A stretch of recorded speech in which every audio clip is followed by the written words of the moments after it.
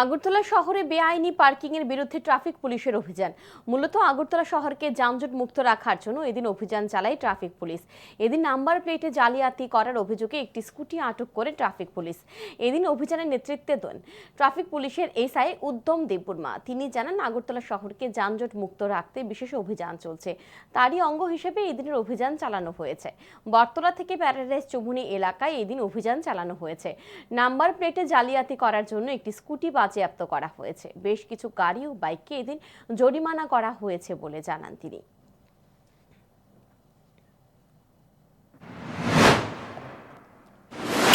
আগরতলা শহরকে যানজটমুক্ত করার জন্য আমরা যে স্পেশাল ড্রাইভ চলছে তার অঙ্গ হিসাবে আজকে আমরা বটতলা টু প্যারাডাইস চৌমুহনী এরিয়া এবং আশপাশ এরিয়া নিয়ে একটা এনফোর্সমেন্ট ড্রাইভ করছি। তার মধ্যে কিছু গাড়ির এবং বাইকের বিরুদ্ধে যা যা ভায়োলেশন রয়েছে তারা আমরা কিছু ফাইন করছি এবং আপাতত একটা মোটরসাইকেল যাতে নাম্বার ট্যাম্পারিং আছে তা আমরা সিজ করেছি এবং আমাদের ড্রাইভ চলছে।